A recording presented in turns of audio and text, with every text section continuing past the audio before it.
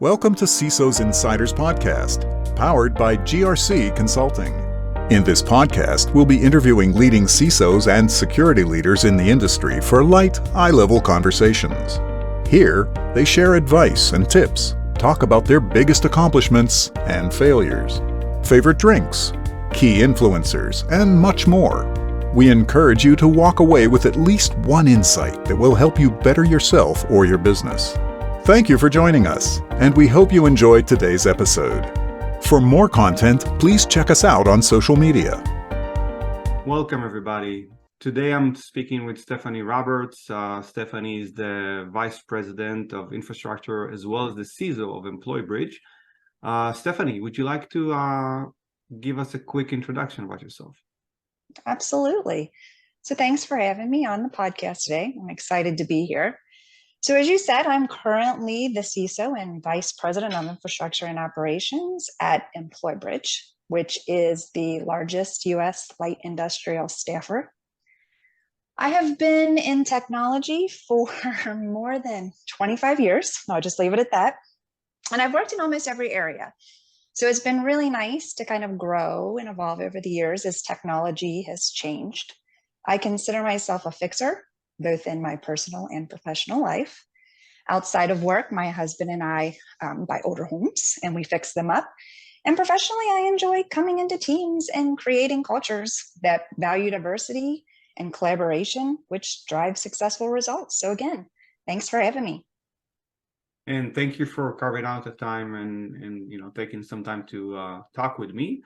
And again, the main purpose of this podcast, the main objective is to educate our listeners and to give back to the community while, reviewing your journey as a person, as a CISO in the industry and, sharing some experience with the hopes of, providing some information and giving back to the industry. Before we typically get started, I always ask, a couple of icebreaker questions. You've already mentioned that you're married. I am. So I guess marital status is, we have that covered. What about favorite drink? Is this something you'd be willing to share?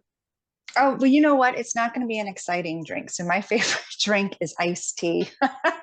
I am a tea drinker and that's just what I love. So I'm pretty into health and fitness. So alcohol doesn't usually make it into my daily regimen very often just because I'm a big calorie counter, but give me a cup of iced tea and I love it. Well, I mean, usually it has a lot of sugar in it, right? So I guess. Well, not when you have it unsweet. Yeah. Believe me, if I could, I would put some of that sugar in it, but because I am from the South and I do love a good cup of sweet tea, but I usually keep it pretty unsweet. There's no sugar in it. Got it. Well, thank you for that.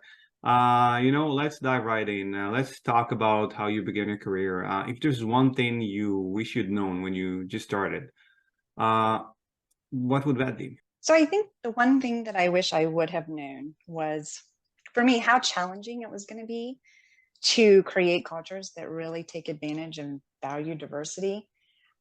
Given the tech industry is mostly male dominated, it creates some unique challenges just for women in the field.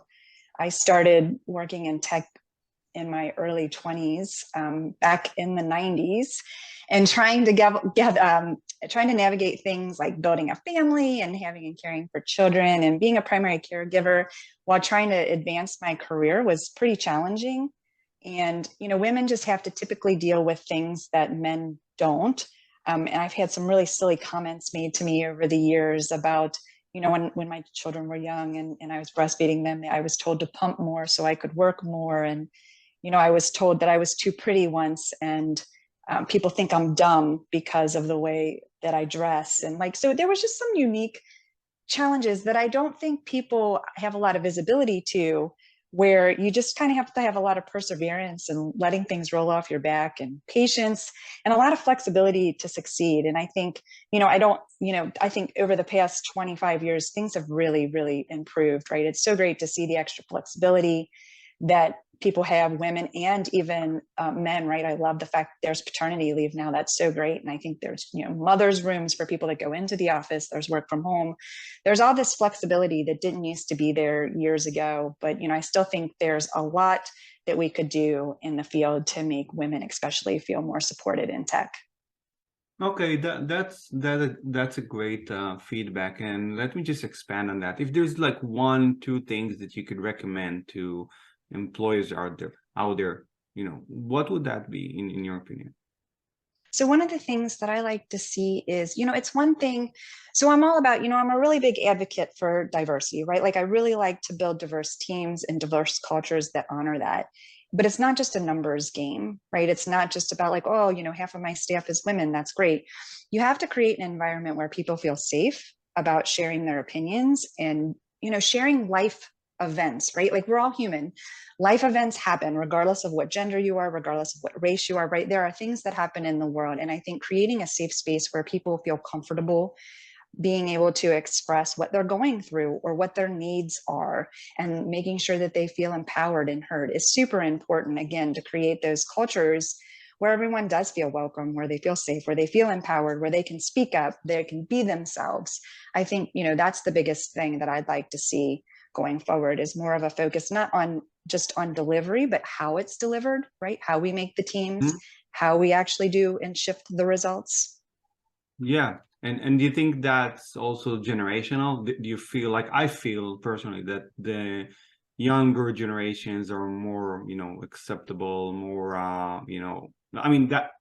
feel that it's like more baked in and embedded into their psyche. It is. I agree. I have my I have 4 children and 3 of them are in college.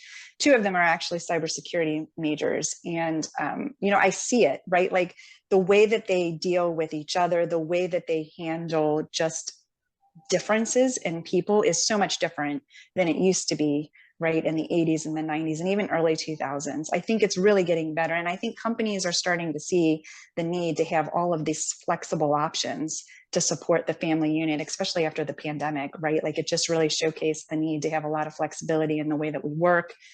And, while there was a lot of, negative things that came out of that, I think there were some positive things that came out of it as well from the workplace perspective. And looking back at your journey, what would you say if you're able to pinpoint like a biggest failure or just anything that made an impact and made you improve, like made you into improving yourself in some aspect? Absolutely. So, we've been talking a lot about diversity, right? So some years ago, and I've been transforming teams for a while. And so some years ago, I was at a certain company and, I was shifting teams around, right? I was brought in to make some changes and I hired some new faces. A couple of those faces just happened to be women. There were men as well, right? But there were women as well. It was probably 50-50 split on the people that I brought in. And shortly thereafter, some rumors started, floating around within the teams that, Stephanie is getting rid of all the men and replacing them with women, which wasn't the case. But, I just didn't anticipate how difficult it was going to be to shift the culture. And so I thought the team would welcome and be excited about the change, right? Like, oh, there's some new faces, there's some diversity coming into the group. And they might have been, but it's really easy when we go through change to look for the negative, right? And so I think that was just the negative that people naturally gravitated to. And so I still make changes, right? I still do these things, but I come in much more aware of how it may be perceived and try to make sure that I'm much more transparent about my changes and about where we're going and what we're doing so that people can ease into the changes and understand what the vision is versus just kind of coming in and doing some swaps and then having everybody kind of speculate what might be happening. Mm-hmm. Okay, interesting. Yeah, and definitely I feel that comes from through maturity and years of experience and working with people and understanding more about the human psyche. Absolutely. It takes a while, right? You have to make those mistakes and learn from them to to kind of move on and do it better. And then every time, right, there's little things that I learn that I take to the next. So yeah. And is there any greatest achievement or accomplishment that you're proud of that you would like to share here? Absolutely. So I could talk about, all the teams that I've changed, or the money that I've saved, or the processes, efficiencies, releases I've done. But really what it comes back, if you haven't learned by now, right, just through my talking through the last couple of questions, it really comes down to people for me. Like that is where I thrive. And so my biggest accomplishment was when I was working with Sunrun a couple years ago, and I was leading the security and infrastructure operations teams. And I was there for about 3 years, but in those 3 years, I was able to build a team that just worked so well together. It was such a diverse set of people. And I mean, we had challenges, right? But everyone just felt empowered and heard, and like everyone gave their idea into the solution. So we really came up with, this diverse landscape of solutions that we were able to deliver in a really small amount of time. And, it was just everyone got along. At the end of the day, we were so busy. We were running from project to project, doing all of these things. But at the end of the day, everybody got along. We were friends. We had outings, right? Like it was just this mini family. And so occasionally I still get a call or an email or a text from somebody that worked for me during that time. And they indicated that it was some of the best times of their career. And, that just melts my heart. That goes a long way with me. That's why I do what I do. And so it was nice to see that everyone kind of felt that same value there. Great. And it sounds like you're really great at building teams, or successful teams, actually. Any tips you can share with any of the leaders out there listening, or building I great think teams? you're only as good as your weakest link, right? So I never consider, I always tell my team, if I'm the expert in the room, there's a problem. And so I think making sure, again, that people feel empowered and that their voice is heard and that they feel like they drive the result is super, super important. I've seen so many teams fail where it's kind of driven from the top down, right? And while strategy can be that way, I think how you execute and deliver needs to be bottoms up. So that's always the first thing I do. I surround myself with really great people. I make sure they're empowered. We set the strategy, right? And then we let people execute. People are really smart and intelligent if you just let them do what they do. Okay, that's a great insight. Thank you. Like there, the cybersecurity industry right now has a huge shortage, right? And a lot of people want to get in. And I know I'm mentoring a few of those that want to get in. What would be your advice for someone that, just trying to weave their way into the cybersecurity industry? So for me, and because I mentioned, right, 2 of my children are cybersecurity majors. So the power of communication. There are so many brilliant technicians and engineers and architects in the space, right? They're subject matter experts.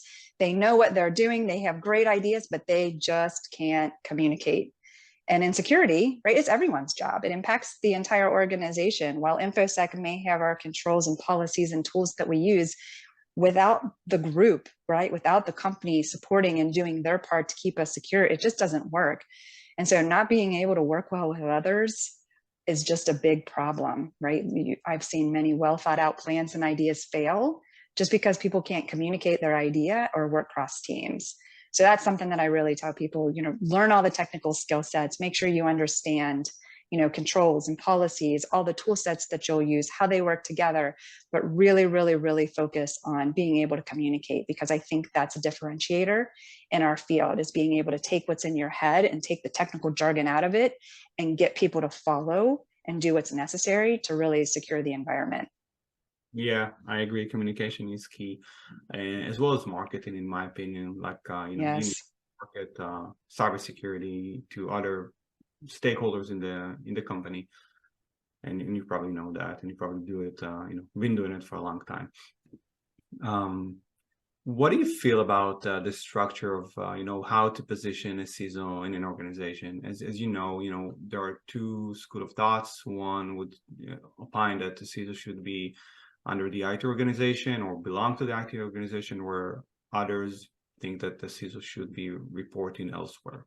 Any thoughts about that? I do. So I reported to the CFO, the CIO, and the CTO.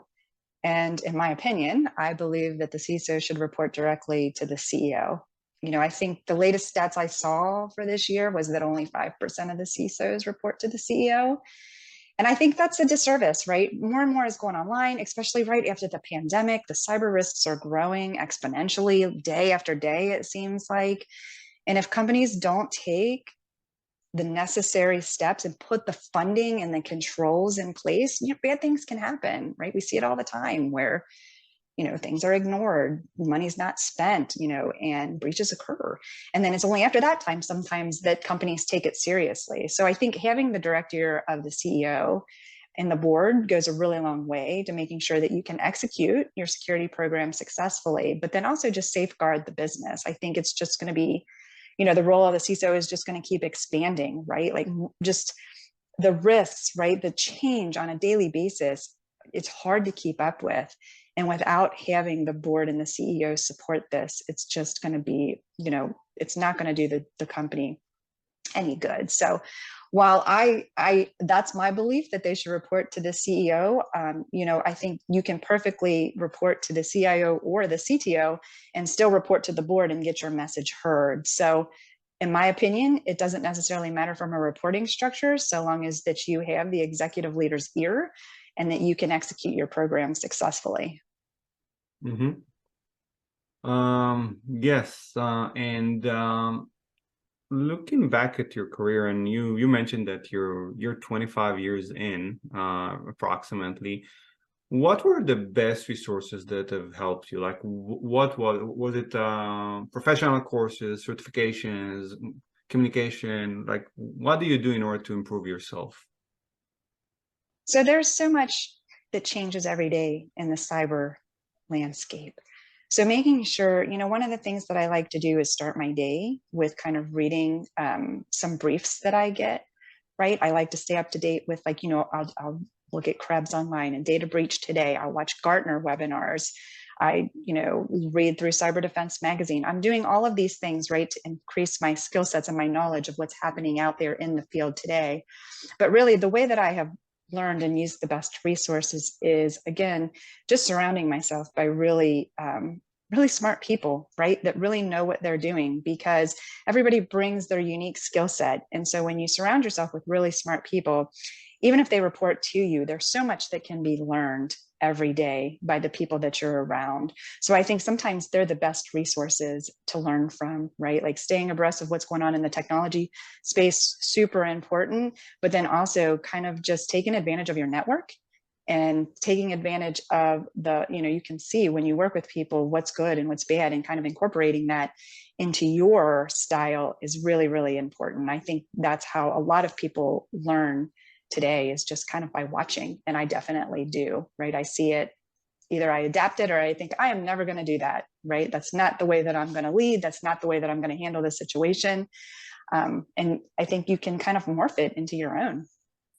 Okay, and speaking a bit more about the industry, is there any one common myth that you wanted to debunk? So again, I am trying to get the message out there that tech and security is not a man's field, right? We have you mentioned the gap, right? Like we have such a gap in the field that we need to fill. And I think generally people outside of IT tend to associate security jobs with the male. And I just don't think they should, right? And it's changing. More and more people, even though there's women in less than 25% of the field, more and more women come into the field every day. And even the female CISOs are on the rise as well. So I think we need to continue to focus on changing the perception for those outside the field that it's just male dominated, it's a man's world, and just encourage more diverse sets of individuals to kind of focus and work in security and in tech. Mm-hmm. And how do you suggest we as an industry go about in doing that?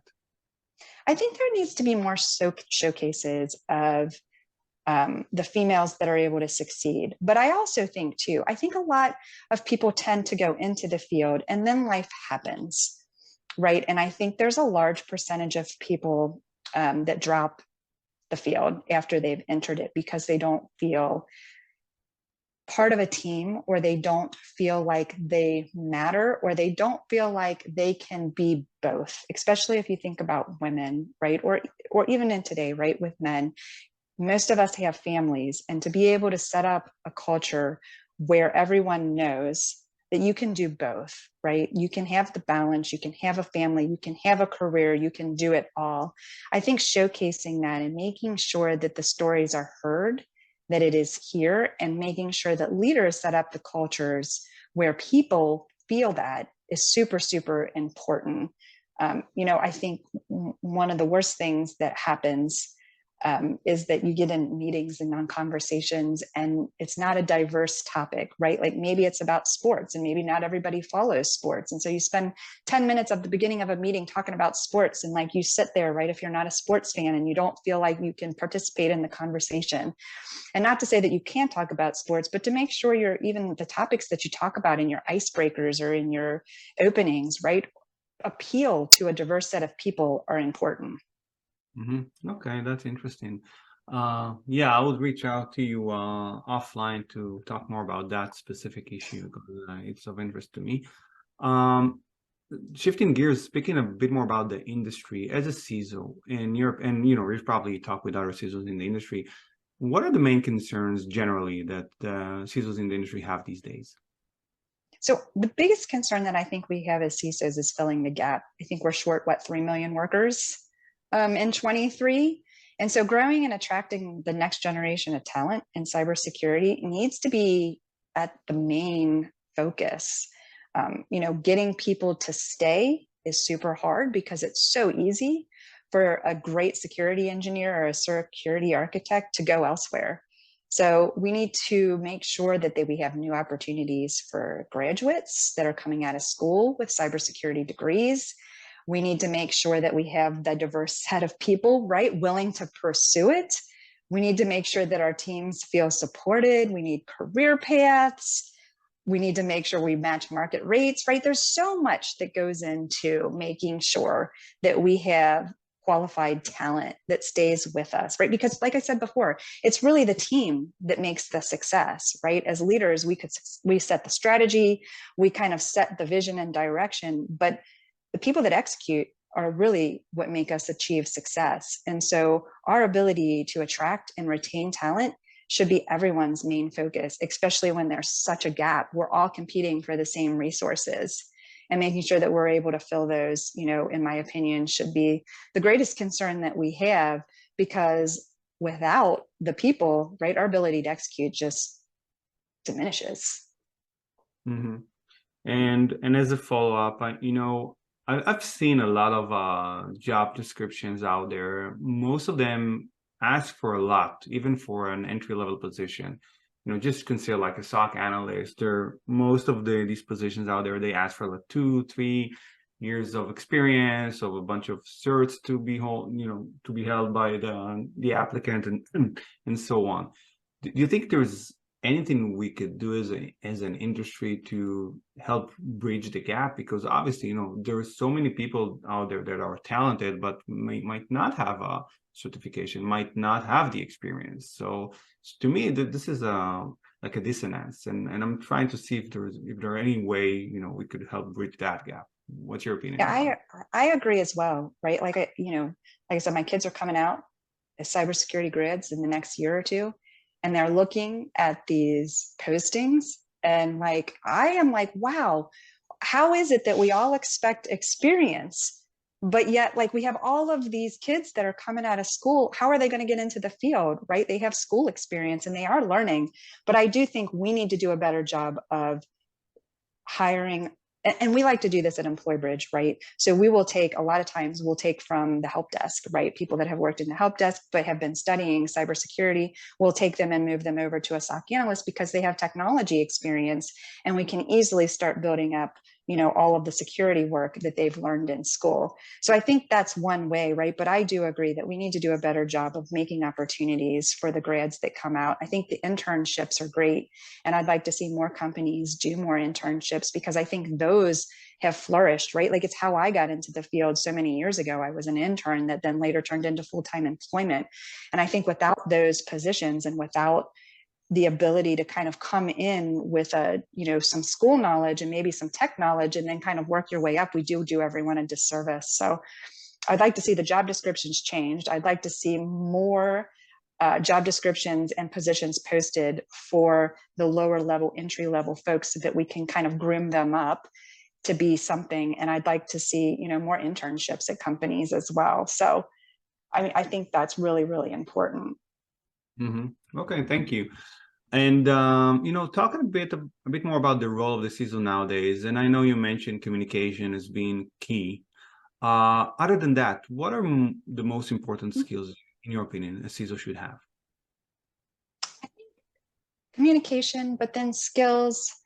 I think you need to focus on the ability to change. There are a lot of people, even though technology changes, there are a lot of people that are resistant to change. And I think that can be a major problem in the field because there's not one tool, there's not one language, there's not one set of rules that are going to be the same for decades, right? They change constantly.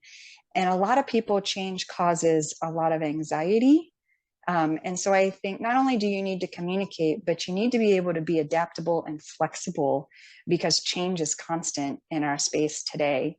And just like AI, right? Like AI is exploding right now. And, it's being used in new ways that we've never seen before. And so we're all trying to kind of like scurry around and figure out like, what should we do? What processes should we wrap around this? What controls do we need to do? How do we safeguard the business? Because the users are adapting it, right? And we're not ready for it. And like, you have to be able to work quickly in some of these spaces, think about how we can do it, be innovative on how we can control some of this stuff while still not hindering the business's ability to move forward. And again, just that constant change, right? Like it's just always happening and exploding. And you have to be willing to kind of roll with that and be able to be innovative in that space. Yeah, I agree, totally. And if you look at, if you had a crystal ball looking into the future, 5 years, 10 years from now, how would the CISO role look like? I think, as I mentioned earlier, when I said it should report to the CEO, I think it's going to be constantly evolving. I do think it's going to be just as important as the CFO, as the CIO. And I think, it'll have more, the CISO role itself will have more stake in the game. You'll be part of the business process because sometimes today I think CISOs are still pretty, kind of operating siloed in the fact that they're worried about the security, but not so much involved in the business discussions. And so what happens is the business makes a decision to roll out a platform or a new application or a system, and then security has to catch up. Whereas if the CISO role was part of these discussions up front, when the business was thinking about some of the purchases they were going to make or the decisions they were going to have to come to, it could be more of a collaborative space to make sure from the get-go that we have good cyber practices there that will safeguard the business. So I just constantly see the role expanding. I think it's going to take many years to get to this part where we're seen as an active player in these discussions, but I do see it happening and I'm really excited about it, right? I think it's super important to be at the forefront of projects and of new requests and new acquisitions, whatever mergers, whatever it is. I think it's going to be a really important role for the CISO. And do you think that's going to be driven organically, or that's going to be driven by regulations and all kinds of standards that would be? I think both, right? More and more is getting regulated. We're getting more compliance rules that need to be followed. More and more goes online, right? Like everything is shifting away from on-prem, everything's shifting away from brick and mortar. Everything's kind of moving in this direction. So I think it's going to be both. I think it's going to be driven by the fact that this is going to be the most, one of the most important priorities from a company perspective, to ensure there's not lawsuits, to ensure there's not compliance and breaches and things of that nature. But I also think that it will evolve naturally as well. Thanks. And, looking at the broader industry, not specifically about talking about the CISO, what do you feel we'll see in this industry next? More focus on automation, right? I mentioned AI earlier, and I think it has a lot of opportunities to drive efficiencies in the business world, in the tech world, and just trying to figure out how to strategically align AI with the business strategies is going to be key.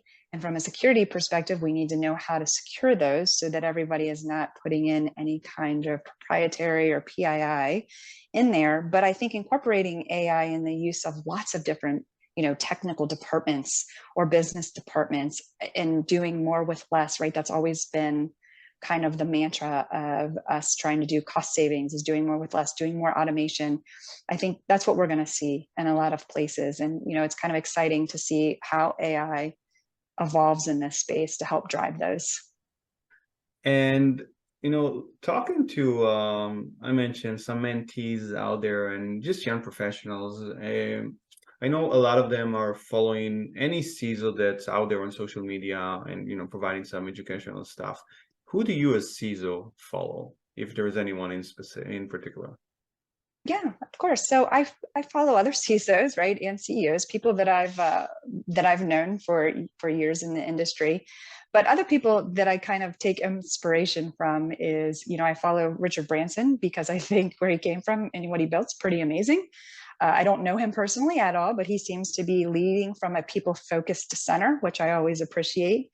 Sheryl Sandberg, right? I think she is doing incredible things to support diversity in tech, which again is super important to me. But mostly where I get my inspiration from is watching the younger generations. We talked about this earlier, right? Like it's just a different mindset. And some of the ways that I see the younger generations interact with applications and social media, they don't think twice about sharing personal information and they just kind of disregard security sometimes. And I'm like, wow, right? Like this really showcases the need for us to educate people on why security is important and why we need security staff to not only protect the company, right, but protect the people within it, because there's so many mistakes that are made that, like even, silly passwords that are easy to guess and, just telling everybody where you're at on vacation, letting them know you're not home, right? There's all of these things that happen today in the world where I'm like, wow, we should really step back and think about what we're posting and what we're saying and what we're doing, because it's super easy for cyber criminals to pick up on these key things and piece together information and hack in and completely destroy a life, right? Yeah, for sure. And, with the exception of automation that I know you mentioned and AI, are there any other, fields or things in the industry that you consider as innovation?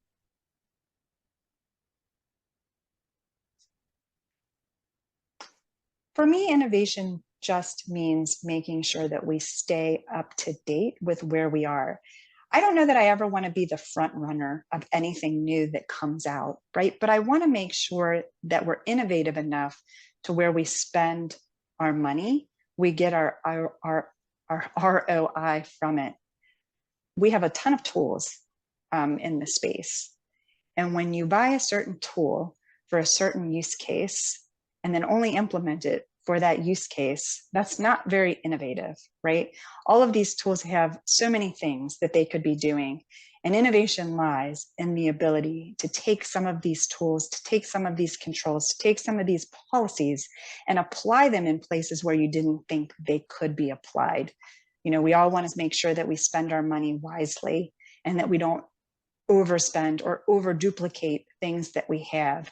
So being innovative in this space is kind of, again, doing more with less, but making sure what we're doing is the right thing for the business, both for people and for the wallet, right? We want to make sure that we're doing everything we can to drive the business forward and be, propellants of success versus someone that slows the process down or isn't able to kind of work with the business to achieve goals. So hopefully that answered the question. Yeah, for sure. And shifting gears here, I wanted to touch base, not to touch base. I just wanted to ask a couple of quick questions about vendors. If you were a vendor, what would you do in order to connect with a potential customer? So if I was a vendor, because this is how I like to operate, I like email, not because I love getting a ton of email, because we get a ton of email, but sometimes when an email comes in at the right time, it pays off. The cold calling is really difficult because most of us are in back-to-back meetings all day, and maybe we get a minute or two that frees up because a call ended early, and to pick up the phone just to have a sales pitch in your ear it kind of turns me off immediately, right? Like I'm like, oh, I just had a few quick minutes. Maybe I needed a bio break. Maybe I just needed to send an email, right? And to get the phone call in the middle of a really busy day is super difficult for me. So for me, I like email just because, and I've had this happen where an email comes to me about a particular topic and I was like, oh, I was just thinking about this. One came in about, Pam, we were just getting ready to implement our privileged access management system and it came in and I was like, oh, what perfect timing, right? And then so we reached out. So for me, I like vendors to be able to do that type of work and not be too pushy and constantly calling, because most of the time is not right unless it's scheduled on the calendar. Yeah, sure. And what is it that you are looking for in a vendor?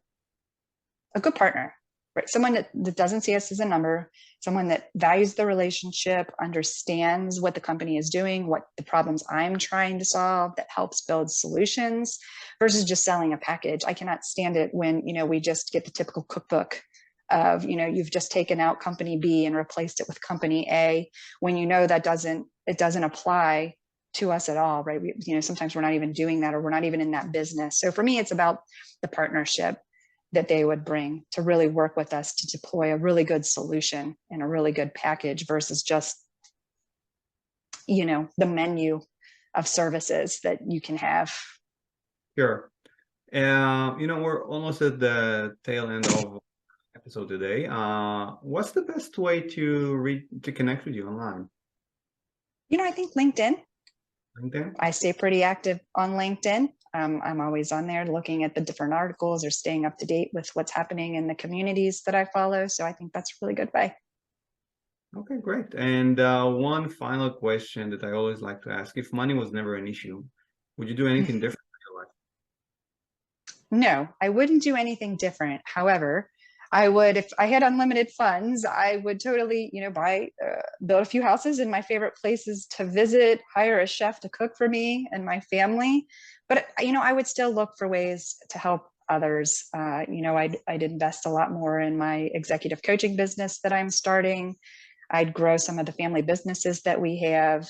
And most importantly, I think I would start some sort of charities to help people who are diagnosed with CIRS, which is something I suffer and some of my children, and it's an expensive syndrome to treat. So just finding new ways to help people be able to recover from that and live a healthy life in addition to what I'm doing, I think that would be on my priority list. But I wouldn't change too much. Like I said, I really enjoy, for me, it's all about people. So being able to work with people, help them transform and be great at what they do really ignites my soul. So I'm very fortunate in the fact that I've been able to have the career that I've had.